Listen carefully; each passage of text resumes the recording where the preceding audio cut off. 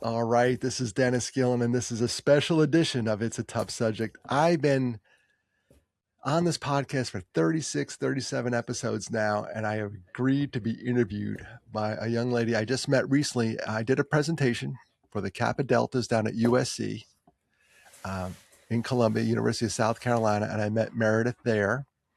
She reached out. She has a skill set that was intriguing to me. She wanted to help volunteer. I said, hey, let's do one thing real quick for your portfolio. How about you interview me? And she agreed, which is crazy Yes. because we're going to put this on the air. So Meredith, I'm going to turn it over to you. You could give the audience a quick bio of yourself. And then I'd like to hear personally why, I asked a lot of people to reach out. You reached out as one of them, why this topic was of interest to you. All right. Yes, I'm Meredith. I'm a sophomore at South Carolina, also Kappa Delta, how I met Mr. Dennis. And I'm a broadcast journalism major, so this special edition is really awesome for me, and I'm super excited about it. And I kind of just wanted to do this interview and pick your brain a little bit to learn more about what you have to say, kind of about mental health and specifically with Gen Z, because I know in my family and just myself, we have just little mental health things here and there. And I just really want to dive in and learn about sources that can help and just overall investigate a little bit about Gen Z. We're an interesting bunch, very Oh, yeah. interesting bunch. We got a lot And to depict. I'm proud of your bunch because you seem like the first real generation that's willing to talk about mental health. That was one of my things on here. I've got my whole little list going, and that was one of them. Fire away. I'm all Fire yours. away. Let's see. Okay, well, we can start with that because Gen Z is usually referred to as a more open generation, more willing to talk about mental health. So I kind of just wanted to know, do you think that that's a helpful aspect that we're willing to talk about that, or do you think it's kind of a downfall? No, I'm all for it. The more we talk about it, the better it is. The bigger you talk about a problem, the less the problem becomes. Mm-hmm. Remember, our foundation is a shared joy is a double joy. A shared sorrow is half a sorrow. Yeah. If you share that sorrow, you cut it in half. It'll always be there, a half of a half of a half. You'll always have a remainder. And I'm in the suicide prevention and postvention arena, and the numbers are bearing out that you all are talking about it. We've seen declines in the 15 to 24-year-old age group for suicides, completed suicides, that the rest of us in other age groups could learn from. When you see the data and there's a positive outlier like you all, say, all right, what are they doing? And one of the things I think you're doing is you're talking about it more. You're posting about it. You're being more open about it. Mm-hmm. In my generation, I'm 62. I know I look 60. Thank you. We didn't talk about my dad's generation. Forget about it. And I'm old enough. Yeah. I'm old enough. Think about your grandpa. I'm old enough to remember when people didn't talk about cancer out loud. When somebody got cancer, they said it real low, like, oh, they have cancer. Like they dipped their head down and didn't talk about it. We're way over that, right? We're doing walks. We're doing all kinds of stuff. We're way over that. The day you get diagnosed, you tell everybody, so listen, I'm fighting this, help me out. And everybody rallies. We have to do the same with mental health. And that's your generation's leading the charge. So I'm proud of you all. We're proud of Gen Z. Proud of all of them. So going off that, older generations not talking about it, how do you think that has how do you think that's made a better outcome for Gen Z or even the other generations? What do you think their outcome is from not talking about it? Well, I know the outcome for not talking about it. The numbers for middle-aged men are horrible for suicide prevention. And one of the things I'm trying to do to combat, I'm wearing this stupid hat. You look all professional. I'm wearing a baseball hat. But this morning I had a breakfast with my group. We call it the Camo Hat Club because men tend to camouflage their emotions. It's a men's group and we meet once a month. The first Thursday of every month. I love that day. These are all guys that I met when I was going through a divorce, which is a very lonely period. And an adult male going through a divorce, it's dark. It's dark. And any divorce, it felt like a death. It literally, I lost two brothers to suicide, Mark and Matthew, and the divorce did not rank as high as that grief, but it was right there. It felt like a loss. It felt like a death. And these guys rallied around. We started going to breakfast, and we're on 6 years, 7 years doing this. and it's been phenomenal. And I love that day. So the fact that we don't talk about mental health, and at my little breakfast, at the end of the breakfast, I say, how's everybody's mental health? Because I'm in the group. They get the bonus. But I think your generation watched us. Every generation watches the generation before and says, I'm not going to do it that way. You can, Yeah. there's a couple ways you can go. Like if you were born of an alcoholic parent, I'm going to just pick this one. One could become an alcoholic, or two, you can go, you know what? I'm not going to do it that way and veer the other way and maybe never drink a drop in your life. So I think a lot of generations, hopefully, Meredith, hopefully generations learn from each other. I hope. Yeah. We look at it and go, Definitely. that's not right. Let's fix this. Let's not do it like that. Yeah. No, that's totally understandable. I feel like social media might be a big difference from generation to generation.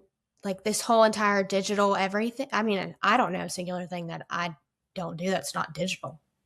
I just don't. And I It's just feel like social media has probably been, I would like to say, maybe one of the biggest factors. Definitely. it could be good and bad at the same time. And It's really complex. I finally pared down my social media as an older guy. Facebook, that's where the old people go. I'm barely on it because of my mental health, barely on it. Instagram, I'm on because of the business I'm in. I speak and my foundation's on there. I have to be somewhere. And I'm doing this thing on TikTok for 1 month and then I'm getting off there. I'm too old to 1 month. I'm coming up on 1 billion seconds sober. I said, March, I'll do it. And then I'm out of there. Yes. And I'm out of there. Back to Instagram, the algorithm finally has me figured out because I started following good stuff like sober motivation. I don't drink anymore. David Begnow, he does upbeat stories. All I do now on Instagram, I get these upbeat stories because the algorithm figured out that's the stuff I like. Mm-hmm. So it's really good for me when I go on Instagram. I get some really cool stories, people that made comebacks, all these human interest stories. That's what I like to watch. And the algorithm finally caught up with me. No more of this. You have a positive algorithm. I do. And I'm grateful That's for great. it, but it's only there. But if I go somewhere else, if I go on Reddit or somewhere else, I get all fired up and it's not good for my mental health. And I have to recognize that. So I'm only literally on Instagram just for the business. And the day I retire, and I'll never retire from really suicide prevention. I'll never fully retire, but I would love a day where I had a flip phone and I didn't have to deal with any of that stuff. Yeah, I know some of my own family members, they've deleted social media like as of recently, even some of my family members that are almost 40, just because they couldn't do it. They couldn't stand it anymore. Like looking at all the negativity or even just like comparing and seeing what everybody else is doing. Like the Smiths from down the street went to London for 2 weeks with their kids, but we're not doing that, are we? It's just we're going to the lake this weekend at a public park, which is, when I was a kid, that was the greatest vacation ever. But it's all comparison because I didn't know what the other families were doing. And they call that, there's an obsessive compulsive disorder, which is OCD. There's also obsessive comparative disorder, OCD, now that's out. It's been coined, where you're always comparing yourself to other people and you'll never live up because that's everybody's highlight reel. And that's exhausting. It's exhausting. You can't even enjoy your own life. You just gotta be happy with the person you see in the mirror when you brush your teeth. That's all you got to do. When you brush. Easier said than done, right? Right. For sure. I kind of want to talk about college a little bit and the impacts of college. I mean, this is personal just because I'm in college. So I see different types of people every day, and college is a huge campus. But what do you think about college and its impact on mental health? Either from maybe you're super positive and like college has like a decline on your mental health, or maybe you really struggled in high school and then college has like brought you into this like new persona. Like, what do we think about college? Yeah, and college represents for a lot of people, and this is where I worry in mental health. I'm not a counselor. Remember, I went to college. I studied accounting. I want to put that out there. But anybody in transition, remember, you were high school, you're kind of a big deal. You're a senior, and then you go to college and you are a number. Like you are just a number. You get humbled very quickly. I went to college. I went to West Virginia University, and I got there and they didn't have a room for me. It was weird. They put me in extended housing with 6 other guys, which is like basically was a an old library on the floor of the dorm. And they said, you guys stay here. We're sorting things out. So for the first weekend, I basically stayed in a bunk bed with a bunch of guys. It made us stronger, that's for sure. But it's transitional. That was a weird time. And there's a term out there I hear a lot now, first generation to go to college. First gen. I was the first generation of my family to go to college. No, I didn't have, I couldn't talk to my dad. I said, Dad, what's it like? He was like, I don't know. I didn't go. Good luck. So anybody in transition, and I've heard, to your point, Meredith, I've heard people that did not like high school and flourished in college. That's where they come of age. And I love those stories. And then I heard people that were, high school was their greatest moments. They got to college and hated it and failed out, bombed out, whatever. It's also a time, and you could attest to this, you're given some liberties that you didn't have. You set the schedule. You go to bed when you go to bed. At home, you get your own food. You do your own laundry. Like, hold on here. The toilet paper roll doesn't automatically fill up. Somebody was doing that. You got to do it now. And it's good. It's a rite of passage, I think, for most folks, where you get, you've come of age, 18, whether you go to the trades or military, college, or go right to work. Guess what? Your schedule's your schedule. Mm-hmm. And it's on you. And a lot of people can enjoy that. They're like, all right, cool. A lot of people struggle with it. I was reading just some articles and whatnot, and this number stuck out to me, and it said that 42% of Gen Z struggles with depression or anxiety, which I'm not sure if that's completely true or not. It just stuck out when I was reading, and I was like, holy crap, that's a lot of people. That's almost half, which I would never want to hear that half of my generation is struggling with anxiety or depression. But why? I feel like everybody looks at Gen Z a little bit and is kind of like, they're so sensitive, complainers almost. And I don't even want to hate, but I feel like a lot of older generations are like, oh, like they need to put their big boy pants on, or they get riled up over nothing. But I just have never understood, like, why is Gen Z such a targeted group, especially when it says 42% of us are anxious or sad. I don't know. I just didn't know how I felt about that. I'm going to take that number higher. I'm going to assume everybody's got something going on. Let's go 100%. Everybody's anxious or sad. Let's just assume that. This is me in my little world. So why don't we be kind to everybody? Because everybody's going through something. You never know. You never know. I wrote an article, and that number is pretty close. I wrote an article for StopHazing.org. It was an article about hazing. That's what one of my premises was, we could talk stats all day long, but let's assume everybody's going through a rough time. Yeah. Ourselves included. Why don't we be kinder to each other? It sounds, hokey pokey, maybe it's blue sky thinking, but it's true. Everybody has something going on. When I speak about my brothers, I throw it out to the audience. I said, listen, this is mine, but everyone in this room has a story, and you can see their heads going like this. I can see it when I'm up there. Their heads like, yeah, everyone. You want to hear my story? I do want to hear your story. Everyone's going through something, and if you're not going through something, you're one of those lucky. You're probably heading to something. It's going to happen. Something's going to happen. You get highs and lows. So 42%. Gen Z. Back to the resilience number.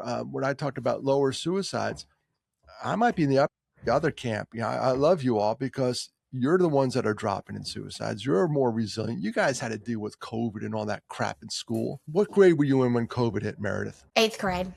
Yeah, that's crazy. That's a formative years. 8th grade was one of my funner years. You're about to go to high school the next year.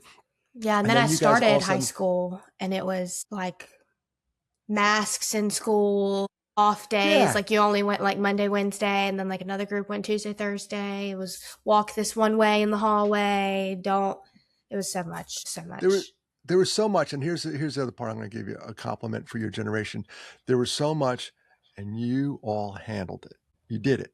You survived the pandemic. And I think you got to give yourself more credit than that. You did it. We put you through the ringer, and you guys came out the other side like, whoa. We now realize that social interaction is very important because we tried isolation it messed with a lot of people.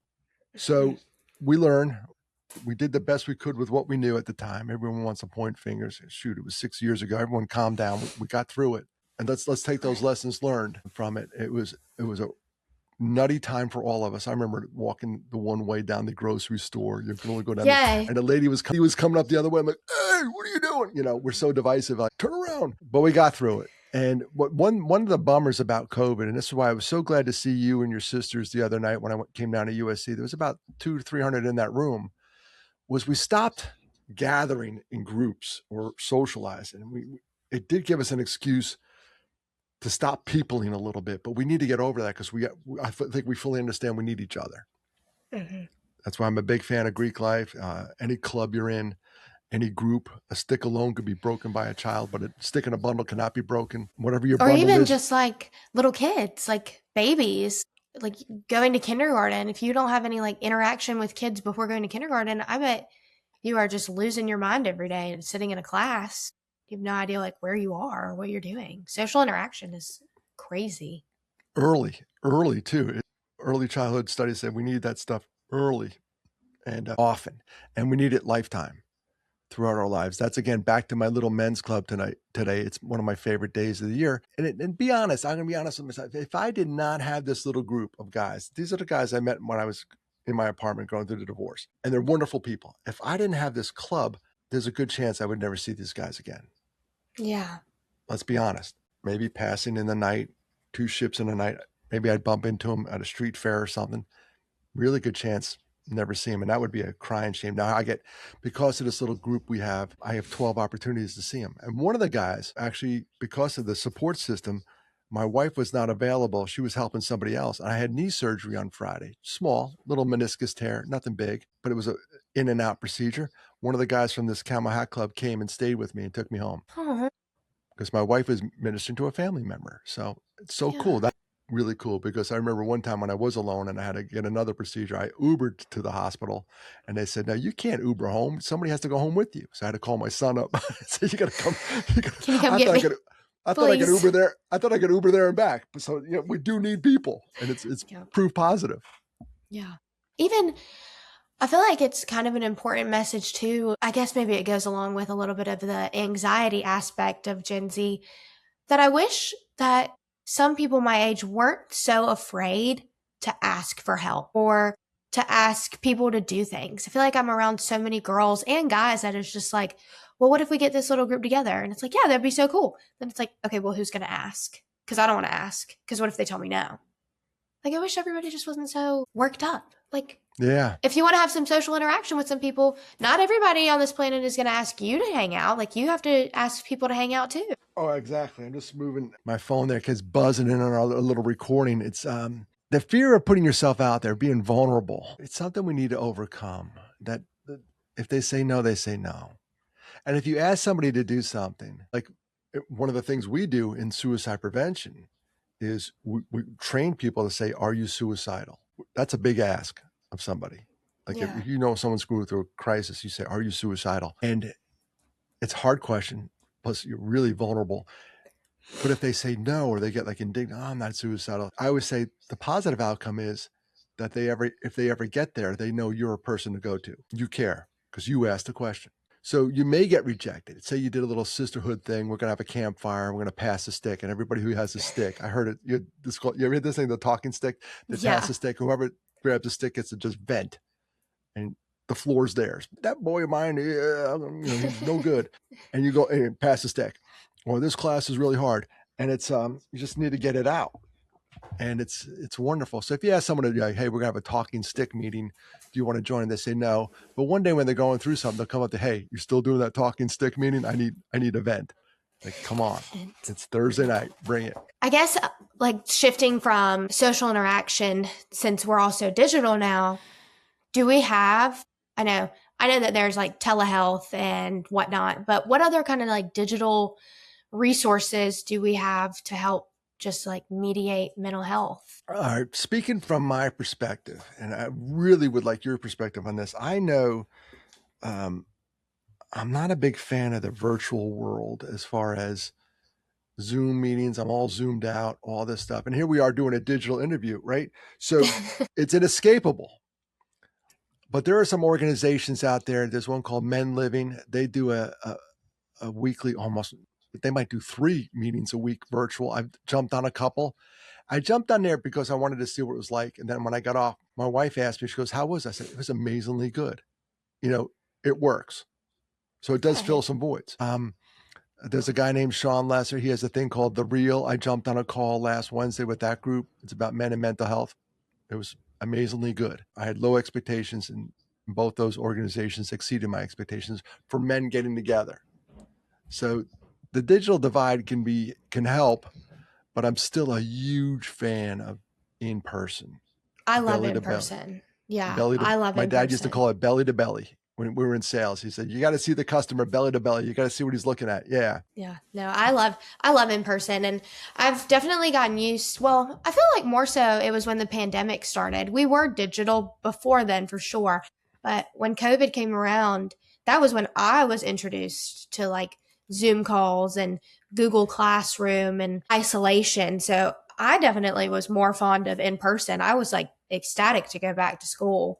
So I agree with you on that one for sure. and we have to acknowledge that there's a group of introverts that loves the opposite of what we love. There are. And I see the convenience with it too. Like Oh not having yeah, to leave your yeah. house. Like that's fantastic. I love that. But I just don't think I would want it to be my everyday. That gets a little lonely. All I would say to that group is mix in a little live in person stuff. Yeah. Go for a walk. Get some vitamin D. Hiking, Get some go air. see live music. Exactly. Yeah. All the things. That's so good. Um, let's see. What do you think? Putting like just your number one comes straight to your head.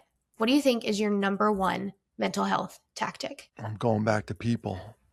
People When I get in a venting, jam, getting it out, that's hugs. it. Yeah. When I get in a jam, I've been very blessed in my life. Not blessed. I also worked at it hard. It's work.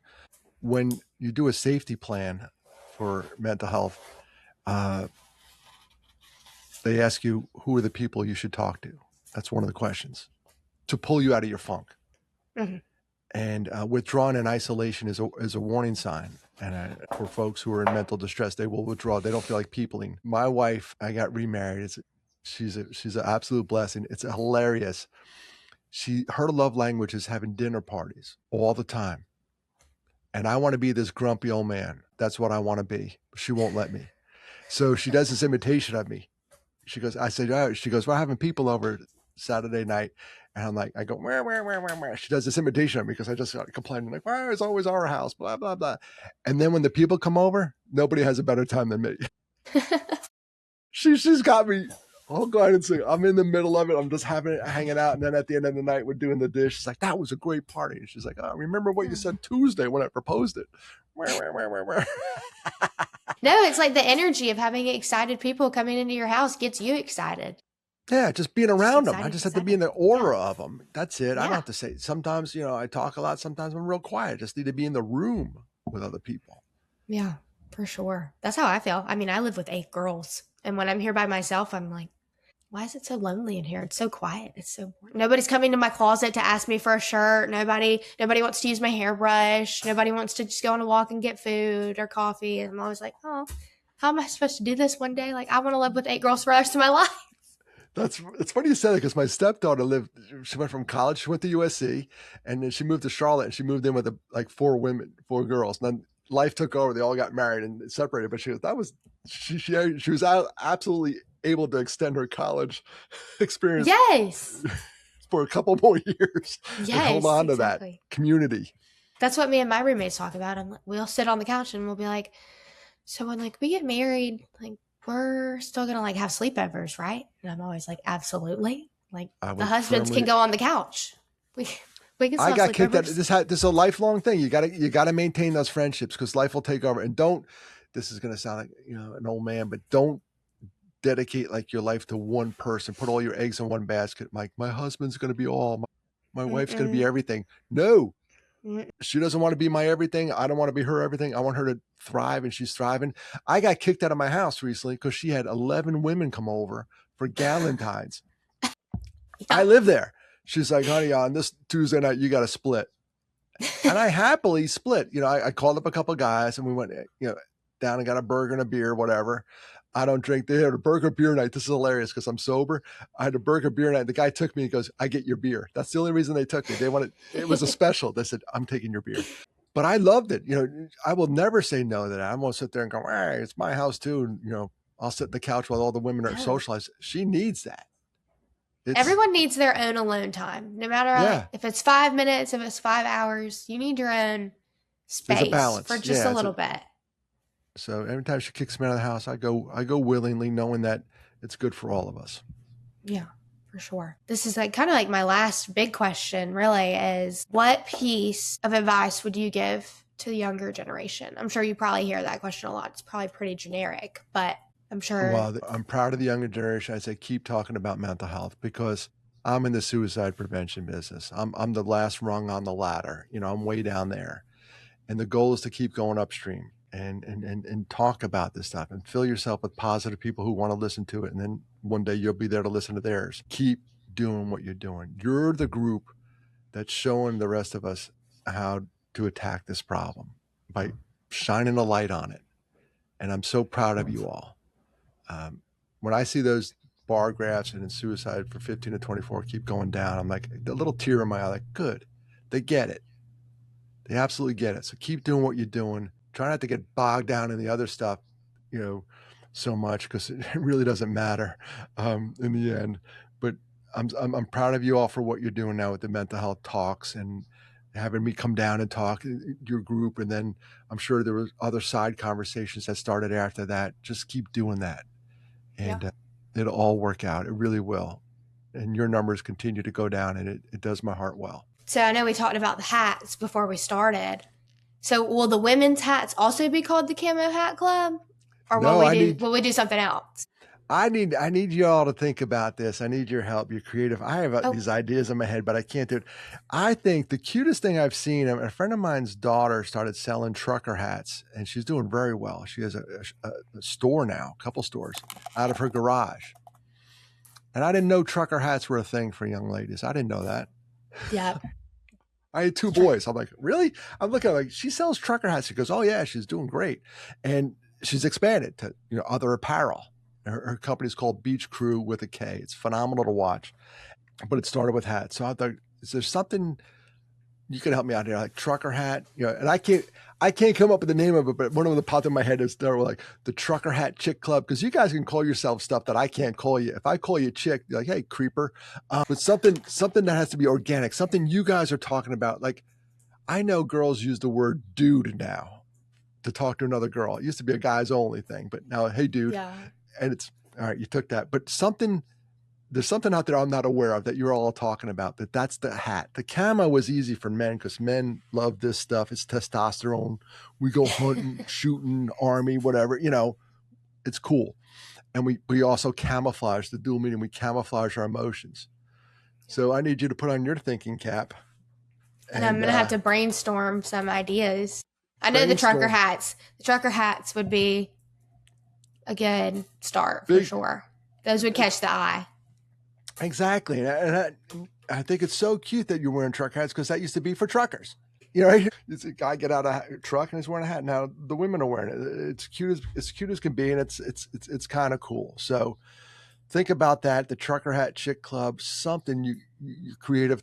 Talk to your 8 roommates and say, what would we do if we had this? Because look, I'm selling the hats. I got about 400 right here. You should buy one for your dad. They're $31, by the way, and they go to because the 31 years sober. That's awesome. It's all coming together this month. It's 1 billion seconds sober at the end of the month, but it's at $31 for the hat. And but I'm selling the hats, but I'm really selling a concept. With the hat comes great responsibility. I need you all to get together. And a guy in Jackson, Mississippi, by the way, started a club. And I just sent him the hats. I sent him a bunch. I said, here you go. Free of charge. Good luck. And he sent me a picture of one of his members. They had like one meeting so far. They had one breakfast, a bunch of guys. And one of the members sent him a picture of him and his daughter at a race, and he's wearing the hat. And he sent it to the guy, and the guy sent it to me. I said, dude, you're building communities. You don't even know it. At a time when we need it more than ever. Yeah. We're so divided right now, and we need to come this way, not this way. And he sent me the picture. I said, dude, you don't understand what you're doing with this thing. It's a breakfast once a month, but you're building communities. So think about that, Meredith. I'm throwing it right back to you and your generation. How do we build communities that last beyond college, beyond work, beyond relationships that stick around, where women help women? Oh gosh. First thing that comes to my head is, I know not everyone's involved in it, but my sorority, I used to kind of, when I first came into school, I was like, yeah, I want to be in a sorority, blah, blah, blah. Like, it's important to me, not for any like community past college reasons, but as I've gotten more involved in it, I have seen how like girls' moms who maybe were like in the sorority when they were in college, the impact that they're still having or that it still has on them, like, they're still involved constantly. I didn't realize that it would go for so long. I kind of was like, oh, I thought it would just enhance my college experience, but it's really enhanced my life. And it will, and it'll continue. And this is why when you graduate school, I'm going to encourage you to stay active in your organization. The KDs, I did it. I did my 4 years, and I left. I was a Phi Sigma Kappa. I left, the organization, did my thing, raised some kids, and then I came back, and I wish I never left. So stay connected through your alumni. You'll get the alumni magazine, all this stuff, but Oh, yeah. volunteer, go to convention. Remember, a lot of our commitments and our creed, at least my creed, I know it says, it's on the wall behind me. It says lifelong. The word lifelong is in there. It's not a 4-year and done thing. And believe it or not, I've gotten jobs because of the connections I've had in Greek life from Yeah. brothers. And I've gotten donations for the foundation through brothers, and support and speaking gigs through those connections. My fraternity, this last summer, I was shocked, but they said, we need you to come to convention because we're going to give you a Distinguished Alumnus Award.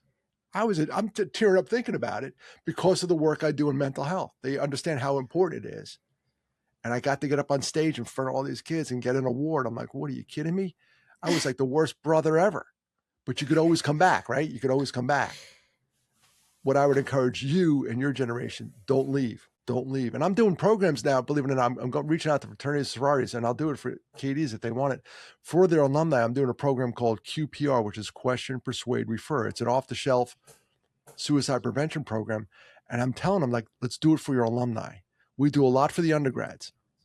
We do a ton for the undergrads. Let's do something for the alumni instead of mailing them a letter saying, hey, we need money, Yeah. which we do. We get that. Go to something, like Yeah. go to something, be involved in something. Then we'll Give take them your money something. after, but Give them something, and then maybe they'll come back. And the first group that wasn't even my fraternity, I'm working in my fraternity, but the first group that did was Phi Kappa Psi. And it's a fraternity group, and we did 2 sessions, and we picked 2 different nights, so whoever can make it. And the first session was, I'd say, lightly attended. It wasn't so much, but the second session, word must have got out that this is important. And we like tripled the second session. The attendance was almost through the roof. So that's important. Someone must have got out and said this, and we need to talk about this stuff, but it's also community. And I pushed it hard. So now when that organization goes out and asks alumni for money, the alumni remember something like, hey, they gave me something. Why don't I give it back? And what you have with your KDs is you have a lifelong commitment. So do me a favor. I'm asking you a favor. I know you're interviewing me, but don't leave like I did. Don't disappear. Keep that connection somehow, some way. You could become a chapter consultant after school. You could be a chapter advisor, volunteer for a group. Wherever you end up, there's going to be a chapter nearby that every now and then you can go and sit in a chapter meeting. And it's kind of funny because I went and saw a chapter meeting at school at Georgia Tech. I went down to Georgia Tech, sat in a chapter meeting, and it was like time stood still. It was the same stuff I was dealing with that they're dealing with. Budgets, social, hey, let's stay out of trouble, blah, blah, blah, philanthropy, all the cool stuff. I sat there like, oh my gosh, I'm back. So everything changes, but it stays the same in a weird little way. yeah, that's awesome. They don't stray much. I feel like I even hear some of my friends still talking. They're like, "Oh, you do the same thing we do?" I'm like, "Yeah, Yeah. of course we do."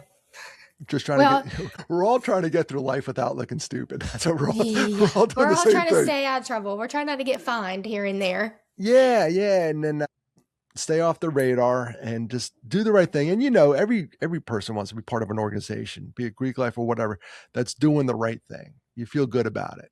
And it's Kiwanis, Rotary, or whatever. You're doing something for the greater good. And that's that purpose. And I think Greek life is very well poised to do that. Instead of, the social aspect, there's also a philanthropic aspect to it and a networking aspect that's woefully underrated. Yeah. It just brings this, again, like it just brings this positive energy that makes you feel good as a person, And then while you feel good as a person, you're helping somebody else. You can get everything you want in life if you help others get what they want. That's the deal. And I think you are a shining example of that. I'm going to throw it back to you I'm going to switch seats. You were interviewing me. I'm going to interview you a little bit, Meredith. You are bilingual and you teach at a school, correct? I do. Yes, I do. That's incredible. So you're giving back and you're touching the next generation, whether you know it or not.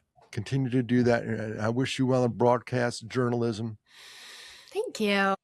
If I can help in any way, shape, or form, let me know. We have a couple good media folks up here. I live in Greenville, South Carolina, that are friends of the Half a Sorrow Foundation because of personal stories. They've been very kind to this group, and they'll have me on the air whenever a story comes on. So I've developed some nice media relations because of this. Well, they want to feel, everyone does. Everyone wants to help out. When you start talking about suicide prevention, you can't swing a chicken without hitting somebody that hasn't been impacted in some way, shape, or form, and they want to help out. So if I can help you, you let me know. Thank you. I appreciate that. I think this is a good place to stop this special edition of It's a Tough Subject. I hope I answered all your questions accordingly. Of course you did. It's great. All right. Well, I appreciate. Had so much fun. Yeah, this is an intergenerational conversation that needs to occur, and that's what when you said I want to help out, I said let's do the interview because you're young, I'm old, you're a girl, I'm boy, but mental health impacts us both. The differences are wide and varied, but in the end, we're just dealing with the same stuff in a weird little way.